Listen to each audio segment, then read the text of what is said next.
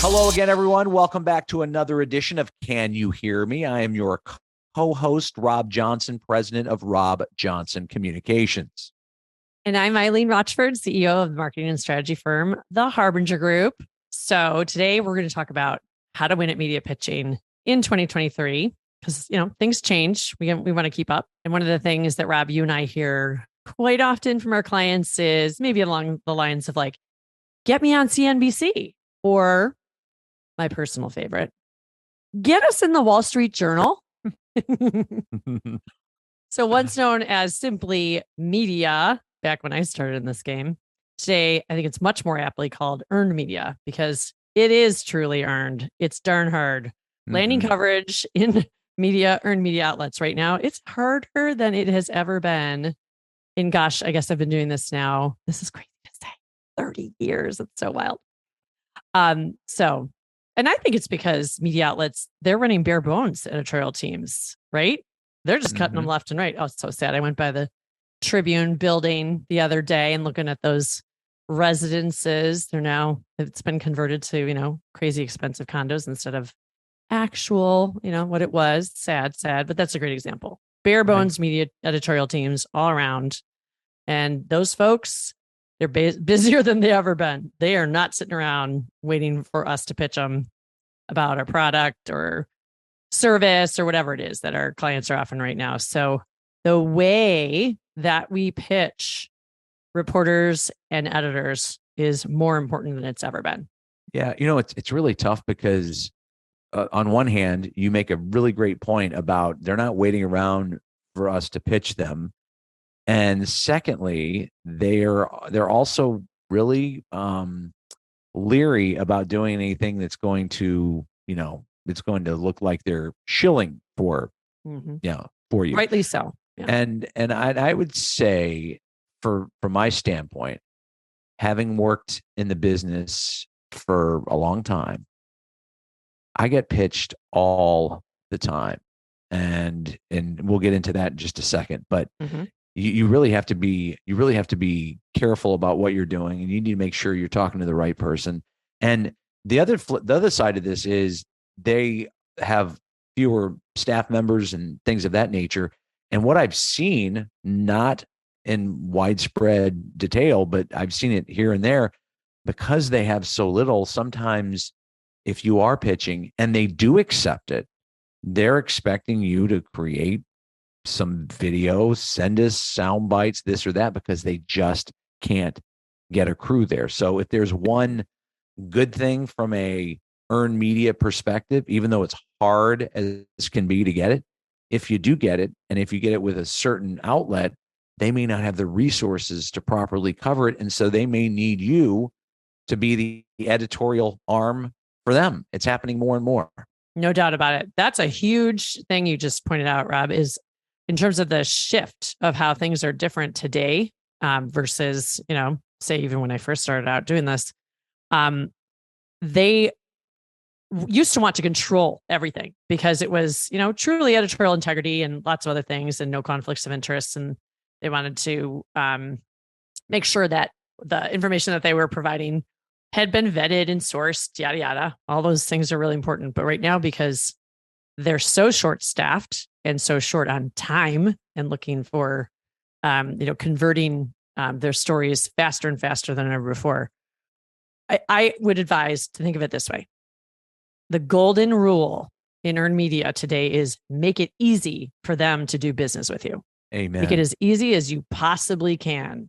So it's like a sales situation in a sense. If you look at it that way, you've got to remove all the barriers to yes.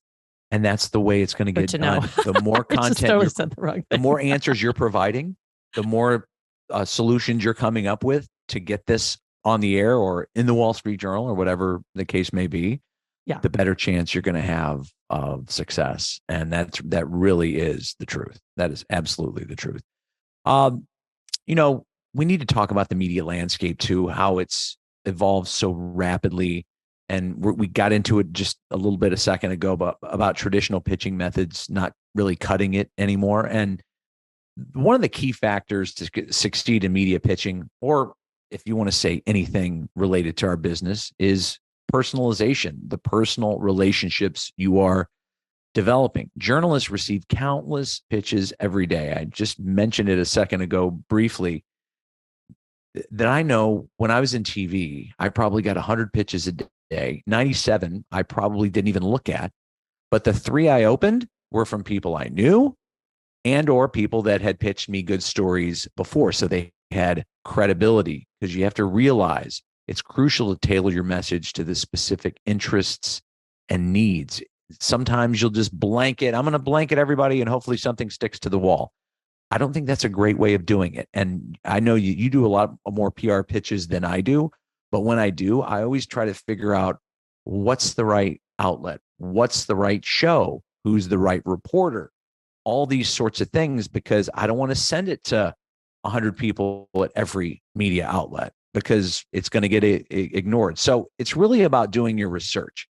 Take the time to understand the journalist beat, the stories they've done, either TV or if it's written, and the topics they're passionate about. So you need to craft your pitch in a way that aligns with their interests and show them why your story is a perfect fit for their audience. Why will their audience, their readership, their viewership, their listenership care about what you're selling?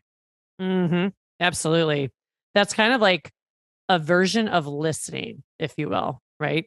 And listening isn't waiting for your turn to say what you want to say, which is kind of how a lot of people in PR, when approaching earned media, they just want to blurt it out.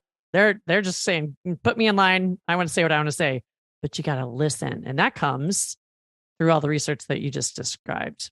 100% agree. I mean, even one thing you didn't mention was following them on social. It seems so darn obvious, right? But reading what they've written is one thing, but you can almost get inside their heads.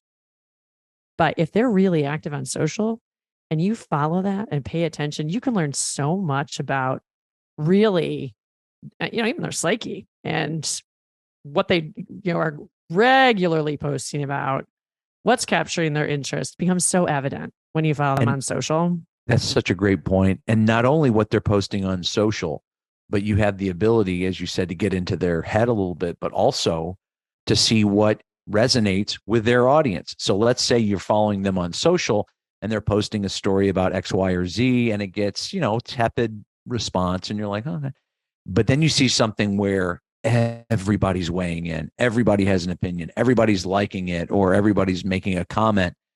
And that also helps you understand what their audience cares about, not just what they care about when it comes to coverage, but what their audience cares about when they do cover something and when they do write something or produce something. How is it being received? That's another piece of the research that you need to be conducting. Yeah, maybe it's kind of an indicator of, ooh, stay away from that one because they got crushed a bit and they're sure not going to go there again. Yeah, great point. I love that. We use tools. Here's a few other little thingies we can sneak in here. If you're using something like Muck Rack or Cision, great, media databases, and they go way beyond just earned media today. They have some awesome tools to take advantage of them. Like even Muck Rack has some AI tools now. I'm sure Cision's introducing the same thing, but we haven't been using that now for 6 months or so. Muck Rack has a lot of AI kind of integrations now that everybody should be taking advantage of. It's never to replace the human being, but it's a great way to plus your work. That's how I always look at AI. We've talked about it on the show numerous times. Yes, absolutely applies here, right? So make sure, or it's called, I think, PressPal is what it is on Muck Rack. That helps you plug in your headline. Say you're even writing your press release or your pitch and you plug it into that tool, it will come back to you with, honestly, a lot better copy. So I've experienced it myself. I've been very surprised what comes back. And I think, oh, that's not just provocative to be provocative, that headline, but that's definitely more interest catching. So thank you very much, Muck Rack. I will take that and use it. Hey, the tools are out there. You might as well use them. And the game, as we mentioned, is changing. And so, especially as it relates to AI and the capabilities there, everybody needs to be focusing on that, whether you're pitching a story or no matter what you're doing. Yeah, I will add one more thought here that I think is kind of important and related to Mhm. the research and preparation. When you're inside that reporter's head and you're seeing from your research the stories that they write, the things that they often incorporate when covering or whether it's broadcast or otherwise, just make sure before you approach them, make sure you've got your act together and have, if you know they love data, well, you better have all the right data points at the ready and know that they're approved to be shared. So, you're anticipating the things that reporter is going to want from you. This goes back to the make it easy for them to do business with you, right? Make Yeah. sure you have that full package. And the questions they're probably going to ask your spokesperson, and you make sure they're equipped with those answers. Or if it's something in your package that they're going to ask for in terms of assets, make sure you're ahead of it. Don't even approach them until you have that ball rolling on your side, so that when they say yes, you are ready to activate. And taking that a step farther too, Eileen, make sure, and this should go without saying, but it needs to be said regardless. Make sure your acts together. Make sure that not only the data that you're talking about, but make sure that your client is ready for the brighter lights and is ready to be looked at, perhaps more critically. Because the thing about media, when we do PR, it's like one side of the story. It's like, hey, these people are great. And let me tell you the 15 reasons why. When you do earn media, depending on what you're selling or service or whatever the case is, they're always looking for the other side of the story. What's the other side of the story? Is there any controversy here? Does everybody, what do people think about it? And you have to be ready for that kind of light to be shined on your client. So Yep. just make sure they're ready. So that's worth adding, I think. And it certainly falls under the preparation banner that we're talking about at the moment. And I think it's very important to consider. Great advice and a great reminder. And there have been a couple of shows of ours that you can reference for making sure your spokespeople or you as a spokesperson Are media ready? You're ready to rock. That's right. All right. So let's move on to our next topic. And that is the packaging and the format of your pitch. So multimedia pitches are it. You can't approach earned media today unless you are able to package this baby and with engaging visuals, some videos, if you have something, even if it's, 2 minutes of your spokesperson talking about a relevant topic that shows, hey, they're actually really good at this, or other interactive elements. But doing so makes your pitch every single time. It's going to help your pitch stand out from the crowd. Their journalists are totally more likely to take notice of the things that, are attention grabbing and that will help them tell the story in an innovative way. So don't forget that. I would just go so far as to say that this we're in the digital age. We're not going back. Traditional press releases, just sending them copy, they're almost never going to be effective without supporting graphics or video today. That's just a fact. So unless, of course, you are a mega Fortune 100 brand and you're announcing a major acquisition, of course, you're going to get attention. But guess what? They're still going to ask you for all those supporting assets anyway. And of course, because you're Fortune 100, you're going to have all that business anyway, right? Right. Just try to think outside the box. You got to find creative ways, to capture their attention. Go so far as to think through, if they were going to write this story, what kind of infographic or graphic otherwise, or maybe that, snippet of video are they going to want to include when they put it up on their website? Again, having done your research, you'll know that because you know what they typically incorporate. So take the extra step of getting that ready to show them that you're ready to shine. It's go time. Just call me and we can make it happen.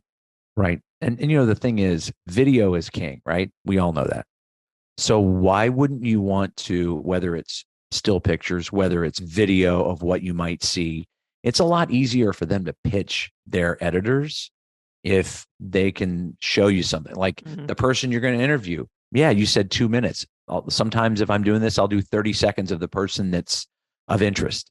30 seconds. Here's what they're going to look like. Here's what they're going to sound like. Like you already know that. Here's some of the pictures that we think would be, very useful in this story. It's helping with the people with limited resources, but it's also helping them visualize it. It's also going to help them have an easier time pitching it to their bosses, because Mhm. rarely, unless you're some long time, investigative or consumer person and you just do whatever you want to, you always have to pitch your story to somebody else. So the more you provide that reporter with the pictures, the sound, it's not that they're going to use that soundbite, although they might. It's more likely that they can see, oh, that person, that's what they look like, that's what they sound like. Mhm. So important. Yes. So if you're you're talking about Fortune 100, like if you're talking about the biggest companies, the best brands in the entire world, yeah, they play by a set of different rules than the rest of us. However, if you're not one of them and almost everybody isn't them, you're going to have to be creative. You're going to have to figure out a way to make sure your message gets through. And that's video, that's sound, that's pictures. Yeah. It's the whole package there. You Yeah. have you have to do it. And the other thing that's very important to remember too is journalists are very competitive, not only in their own newsrooms, but with competitors. And they're always looking for that different way to pitch a story, that different angle that other people didn't think of. And so you have to understand that. It's very important. Hmm. Great advice. Darn right. And because 99.9% of us are not Fortune 100 companies or brands, right? You got to act like the job you want. you want to Yeah, for you want sure. to be, pretend like you're one of the big girls in the group and show up, ready to play in the biggest leagues. Yeah, I think that's wonderful advice. And then there's this other thing. It's called timing, and you don't control it. And the events of the day, the Uh-huh. current events, they are dictated by that. In the fast-paced world of media, timing is such a crucial role. So you got to stay on top of current events, industry trends, hot topics, and then if you align your pitch with what's happening in the world, you're going to increase your chances of capturing the journalist's interest and relevance to their audience. And the flip side of that is what I just mentioned, which is timing can also be your enemy. You've got this great thing set up, and this reporter's all over it, and they're really hot and ready to go with it, and then all of a sudden, something major happens in the world or in our country, and the media's, the way they operate is they drop everything and they just focus on that. That's Yeah. kind of their MO. So you Hmm. have to understand, being relevant to the changes and the timing of what you're trying to pitch, very important. And also understanding that the timing of your pitch is sometimes outside of your control when current events do happen. And yesterday they loved your idea, they set it up, and today they said, "Oh my gosh, big Supreme Court ruling, big, news from the war in Ukraine, whatever." And all of a sudden, that gets all the attention. So Yeah. it's two different ways of thinking about what we're talking about here. Yeah. And let's explore both because I think they're equally important Yeah. to have, knowledge of when you're conducting your media outreach. The first being that what we call, like, recently, I think we've just all started to say tilt, right? It's here. What's our tilt on this, Mhm. on the timely topic or trend? I'm thinking of one example of a client. So we use this timely topic of the failure of rural hospitals, Mhm. and that's becoming a major issue across the country right now. And there are so many ripple impacts that come out of the shutting down of rural hospitals, particularly the rural hospital systems. So we have a client who their product makes surgical procedures much more efficient and effective. That's essentially, generically what I can tell you about them. Mhm. But because that's what they do, think about the influx into major urban hospital systems. They're having to absorb all of this overflow from the rural hospitals. So they're busier than they've ever been, and they can hardly keep up, particularly with kind of routine surgical procedures. So we're using that. Um, it's a crisis as the timely tilt to make the bringing about of efficiency to surgical procedures as timely as it can be because it's a very evergreen topic in a sense. So, that's just a good example of foreseeing good timing, bringing your own creative tilt. Well, and then when you're sitting there and you're that close from that issue, to that issue. You're seeing the relevance. You're seeing the stories that are percolating, and you can see, oh, there's one after the other after the other. Whereas somebody who's not as close to it as you are might not see that, and that's why it's so important for you as the pitcher of the story to let them know this is happening all the time. This is a huge issue, and here are the 5 reasons why. So Mm-hmm. it's really important because you know it, because you're paying attention to it, that it is a big issue, whereas somebody who's not as close to it as you might not recognize that. Mm-hmm. Yep. Bring the data, back it up. Yep. Yeah. Whole package for sure. So the flip side of bringing your tilt that hooks onto timeliness, and like surfs, if you will, Mm-hmm. on the wave of a topic that's getting a lot of attention. The flip side of that is no matter how great your prep is or connection is, you're going to have a problem when the big story breaks and their attention, the journalists and the editorial teams, they just look 180 degrees in the opposite direction, and they will for a bit, right? So here's what I have to say about that, Rob. If you are persistent and Yes. consistent in your media outreach and relationship development, your time will come. But if you're only pitching in the moment or for a short burst of time, like a short-term project with a client that's, 3 months less in duration, and they say, oh, we've got $20,000, go nuts for 3 months. You will never be as successful as you will if you look at this as a marathon and not a sprint. Because if you have a long-term relationship with a client and you're pitching consistently over time, you will find those nooks and crannies where their stories deserve and get the attention that they should get. So just remember that. It's people think that earned media is easy. Well, why can't you just get me, as we started this discussion, in the Wall Street Journal? Every time I say it, it makes me laugh. There's so many reasons why. We don't need to go into that. But the name of the game, or winning the game, I should say, is persistence and consistency. And you will establish relationships with reporters. You will demonstrate your deep, deep knowledge of what they care about, and you will connect your clients' stories. And ultimately, they will write about you. Well, and also the thing you're bringing up here, we were talking about timing, and then you're talking about persistence. So at the intersection of timing and persistence is, here's a good example of it. You've got this great story. I mentioned it a second ago. Yesterday, they loved it, set up a time. All of a sudden, the world, something big happened in the world or the country, and they're not on it. And then for the next few days, they're just so hyper focused on that one thing that their boss has said you got to be focused on, and they'll go wall to wall coverage or whatever the case may be. But this is where the persistence comes in. It's not that you're going to be a pest or you're going to be annoying or you're like pitching something 6 times to one person, but you have that relationship with a reporter. They loved it, then they didn't because of timing issues and content issues that were outside of your control. And that's when you come and swing back around, maybe a week, 10 days, whatever. Like, hey, I know you're really interested in that story. And I know that one big story has sort of died down.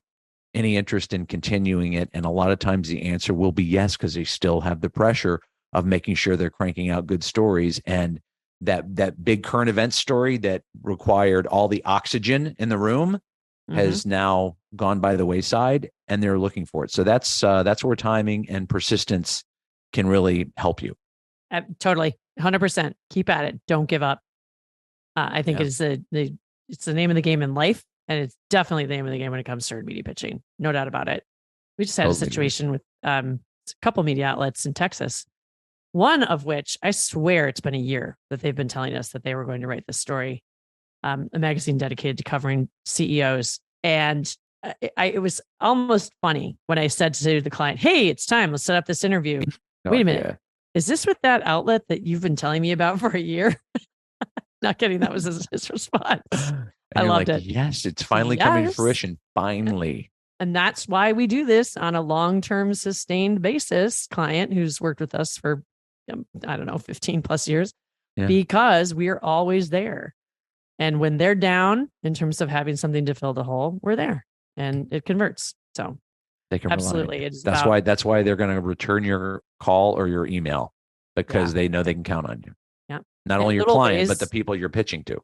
darn right. That's honestly, more important.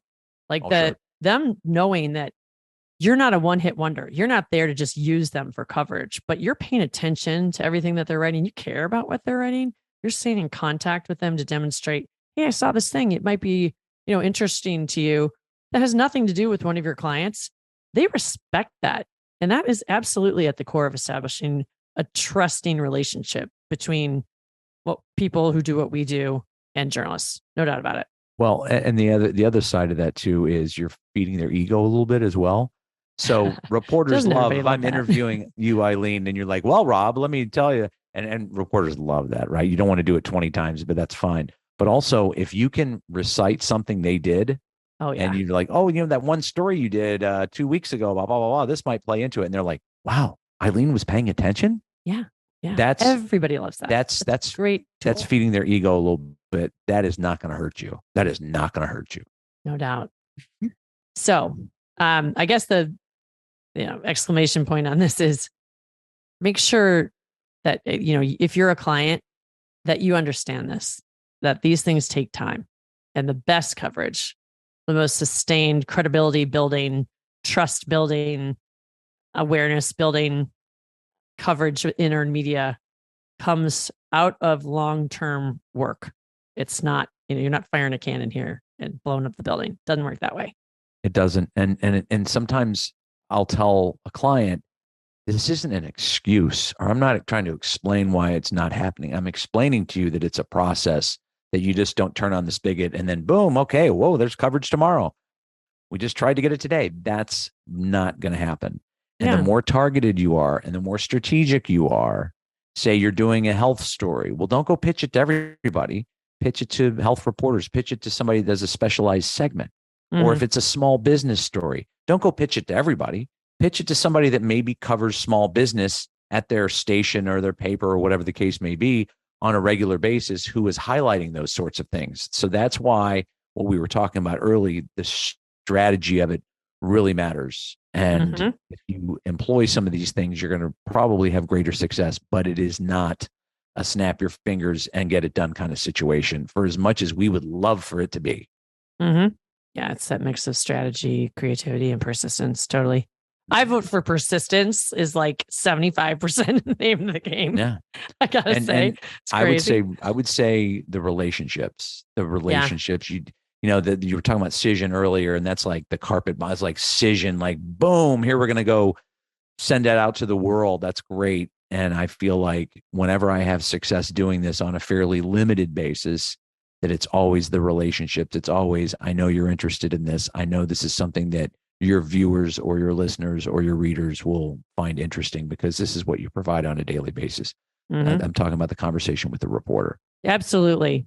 And another piece of a really healthy relationship is gratitude. So let's fast forward to the future. You've landed that great story and everybody's doing the dance. Clients out of their minds. They're all sharing it with each other. They're putting it on in their social media. Don't forget two things. One, as the person who pitched the story, the first person you thank is the reporter. Personally, Mm-hmm. send a note. You say thank you. That was a great story. I'm so glad it worked out. It was wonderful doing business with you, if you will. Let's collaborate again in the future. I enjoy reading watching your work, whatever the case may be. But demonstrate that gratitude so that they remember you. I think that it's rare when people say thank you anymore. So It is. gratitude will really make you stand out. And the other side of it is, if they got some good traction on that story, this is where that credibility thing I talked about earlier comes in. They're not going to forget you. And For they're going to sure. be like, next time Eileen pitches something, I'm opening it. I'm looking at it. I may not do every single thing she says, but I know I can take her ideas to the bank. Yeah. Darn right. That's Good point. huge. So always say thank you and Mm. don't forget to tag them on social media. Oh That's a yeah. biggie because otherwise you're kind of taking all the credit and that's just very Not a good look. uncool. Not a good Got to give look. them the huge nod, That's right. right? That's right. All right. All right, guys. Well, I think we have covered some awesome ground and given some really nice tips. We're going to recap them all in the show notes with some links to a few of these AI tools and other things that we've mentioned. certainly Muckrack. They've become a new fave at the Harbinger Group. We love them. Also, not getting paid by them. Need to point that out. We're just saying we pay them to use their service, and I just want you to know that it's a standout right now. We're all loving it. We're just trying to give you the best tools that are out there, and yeah, we don't have commercial agreements with them, sadly. No, no, we don't need them. All right, No. So, all right, Rob, do you agree that that's going to do it for another episode of Can You Hear Me? I do agree. Good. Well, I'm Eileen Rochford. And I'm Rob Johnson. We thank you so much for listening. We hope this was useful for you. And remember, you can find Can You Hear Me wherever you get your podcasts: Apple, Spotify, Google Podcasts, and more.